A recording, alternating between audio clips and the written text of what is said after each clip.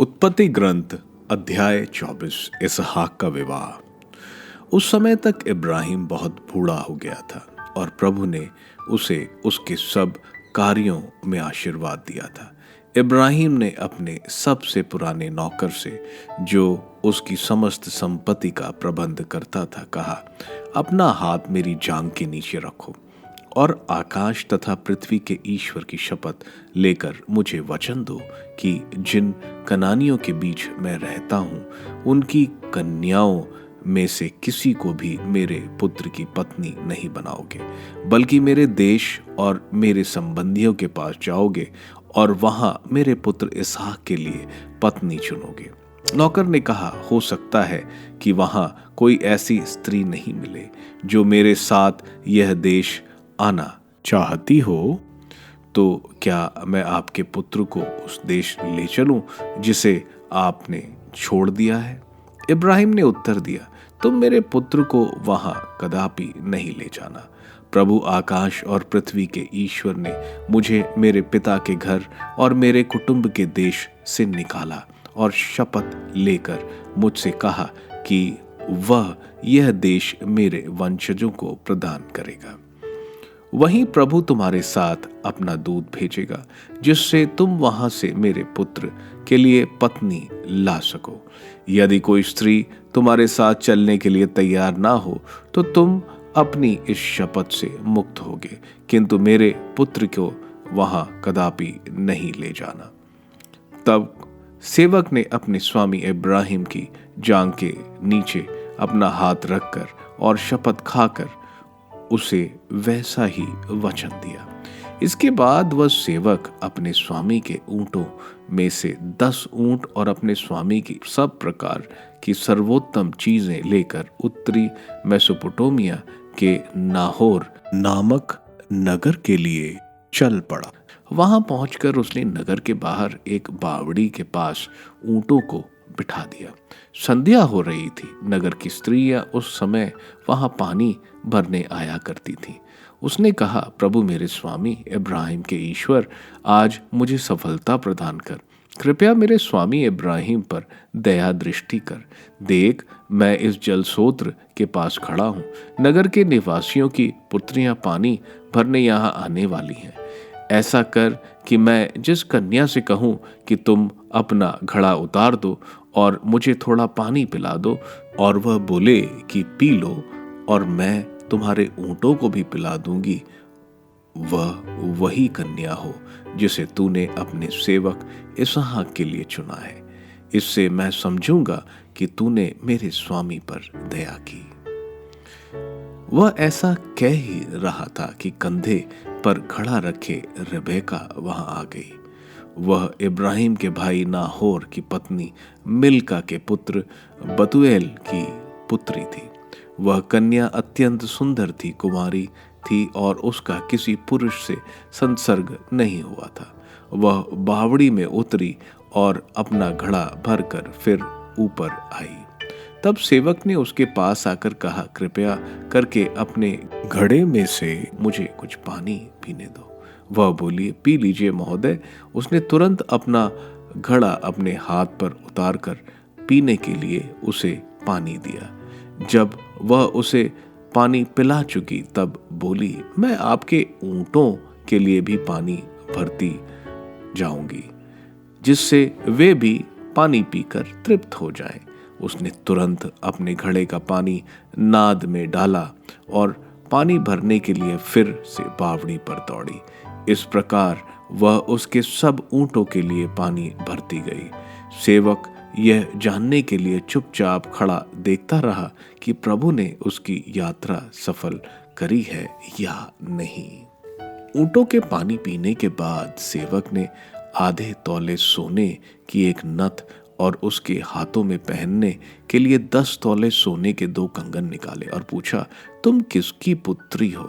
मुझे यह बताओ कि क्या तुम्हारे पिता के यहाँ रात बिताने को हमारे लिए स्थान मिलेगा? उसने उसे उत्तर दिया, मैं नाहोर की पुत्री मिल्का के पुत्र बतौल की पुत्री हूँ। फिर उसने कहा, हमारे यहाँ बहुत पुआल और चारा है और रात में रहने को काफी जगह भी। इतना सुनना था कि सेवक ने सर झुकाकर प्रभु को प्रणाम किया और कहा, प्रभु, मेरे स्वामी इब्राहिम का ईश्वर धन्य है।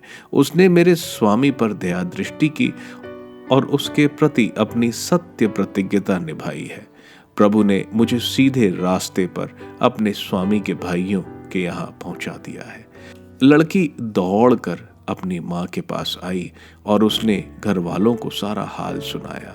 रिबेका का लबान नाम का एक भाई था। लबान उस व्यक्ति से मिलने के लिए बावड़ी की तरफ दौड़ा। ज्यों ही उसने नथ और अपनी बहन के हाथों में कंगन देखे और अपनी बहन रिबेका को यह बताते हुए सुना कि उस व्यक्ति ने उससे क्या कहा है, तो वह उस व्यक्ति के पास गया। वह अभी तक बावड़ी पर अपने ऊंटों के पास ही खड़ा था। उसने कहा, प्रभु का तुम पर अनुग्रह है, तुम बाहर क्यों खड़े हो? मैंने तुम्हारे रहने का प्रबंध और ऊंटों के लिए भी स्थान तैयार किया है। इस प्रकार वह सेवक उस घर में आया। लबान ने ऊंटों को खोलकर उनके लिए पुआल चारा निकाला।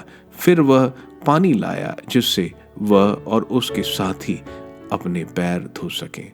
जब उसे भोजन परोसा गया तो उसने कहा, जब तक मैं अपना संदेश न सुना लूंगा तब तक मैं भोजन नहीं करूंगा। लबान ने कहा, तो कहो। तब उसने कहना आरंभ किया, मैं इब्राहिम का सेवक हूँ। प्रभु ने मेरे स्वामी को इतना आशीर्वाद दिया है कि वह बहुत धनी हो गए हैं। उसने उन्हें भेड़ें, बकरी, गाय, बैल, चांदी, सोना, दास, दासी, ऊंट और गधे दिए हैं। मेरे स्वामी की पत्नी सारा के उसकी वृद्धावस्था में एक पुत्र हुआ और उसने अपना सब कुछ के सुपुत्र कर दिया है। मेरे स्वामी ने मुझे ये शपथ खिलाई कि मैं जिन कनानियों के देश में रहता हूँ उनकी कन्याओं में से किसी के साथ मेरे पुत्र का विवाह नहीं कराना, बल्कि मेरे पिता के घर और मेरे कुटुंब वालों के पास जाकर वहीं से मेरे पुत्र के लिए एक पत्नी लाना। मैंने अपने स्वामी से कहा कि शायद वह स्त्री मेरे साथ आने के लिए राजी नहीं होगी। इस पर उन्होंने मुझसे कहा, प्रभु जिसका मैं भक्त हूँ वही अपने दूत को तुम्हारे साथ भेजकर तुम्हारी यात्रा सफल करेगा। इसलिए तुम मेरे कुल और मेरे पितृगृह में से मेरे पुत्र के लिए एक पत्नी ला सकोगे। परंतु जब तुम मेरे कुटुंब वालों के पास जाओगे और वह तुम्हें कोई कन्या नहीं देंगे तो तुम अपनी शपथ से मुक्त हो जाओगे। ऐसी बात होने पर तुम अपनी शपथ से मुक्त होगे। इसलिए मैं आज बावड़ी के पास आया और मैंने इस प्रकार प्रार्थना की, प्रभु मेरे स्वामी इब्राहिम के ईश्वर, मेरी इस यात्रा को सफल कर। देख, मैं अब इस बावड़ी के पास खड़ा हूँ। अब यदि कोई कन्या पानी भरने यहाँ आए और मैं उससे कहूँ कि अपने घड़े से मुझे कुछ पानी पिला दो और वह मुझसे यह कहे कि पी लो और मैं तुम्हारे ऊंटों के लिए भी पानी भरूंगी, तो वह वही कन्या होगी जिसे प्रभु ने मेरे स्वामी के पुत्र की पत्नी बनने के लिए चुना है। मेरे मन की यह प्रार्थना अभी पूरी भी नहीं हो गई थी कि रिबेका अपने कंधों पर घड़ा रखे वहां आ गई। वह बावड़ी में उतरी और पानी भरने लगी। तब मैंने उससे कहा कि मुझे कुछ पानी पिला दो। उसने तुरंत अपना घड़ा नीचे उतारा और कहा, पी लीजिए और मैं आपके ऊंटों को भी पिला देती हूँ। मैंने पानी पिया और उसने मेरे ऊंटों को भी पानी पिलाया। इसके बाद मैंने उससे पूछा कि तुम किसकी पुत्री हो? उसने उत्तर दिया कि मैं नाहोर की पत्नी मिल्का के पुत्र बेतुएल की पुत्री हूँ। इस पर मैंने उसकी नाक में एक नथ पहना दी और उसके हाथों में कंगन पहना दिए। मैंने झुककर प्रभु को प्रणाम किया और प्रभु को अपने स्वामी इब्राहिम के ईश्वर को धन्यवाद दिया, क्योंकि उसने मुझे सही मार्ग से यहाँ पहुँचा दिया, जिससे मैं उसके कुटुंब की पुत्री को अपने स्वामी के पुत्र की पत्नी के रूप में प्राप्त करूँ।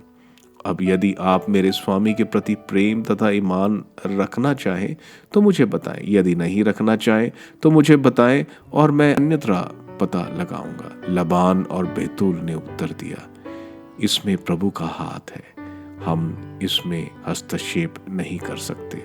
रिबेका यहाँ आपके सामने है, इसे अपने साथ ले जाइए जिससे वह आपके स्वामी के पुत्र की पत्नी बन जाए, जैसा कि प्रभु ने कहा है। जब इब्राहिम के सेवक ने उनके ये शब्द सुने तो उसने पृथ्वी पर सिर नमाकर प्रभु को दंडवत किया। इसके बाद उस सेवक ने चांदी सोने के आभूषण और वस्त्र निकाले और उन्हें रिबेका को भेंट में दिए।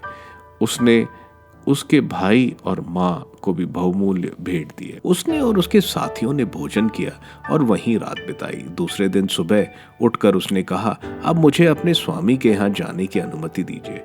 इस पर रिबेका के भाई और उसकी माँ ने कहा, लड़की कुछ दिन तक 10 दिन तक हमारे पास रह जाए, इसके बाद वह चली जाएगी। परंतु उसने यह उत्तर दिया, जब प्रभु ने मेरी यात्रा सफल कर दी है तो मुझे मत रोकिए, मुझे विदा कीजिए जिससे मैं अपने स्वामी के पास लौट जाऊं।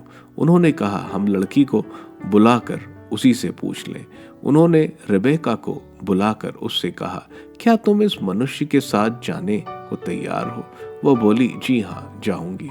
इस पर उन्होंने उसकी धाई के साथ अपनी बहन रिबेका को इब्राहिम के सेवक और उसके परिजनों के साथ जाने दिया। उन्होंने यह कहते हुए रिबेका को आशीर्वाद दिया, हमारी बहन, तुम हजारों क्या लाखों की माता बन जाओ, तुम्हारा वंश अपने शत्रुओं के नगरों पर अधिकार करे।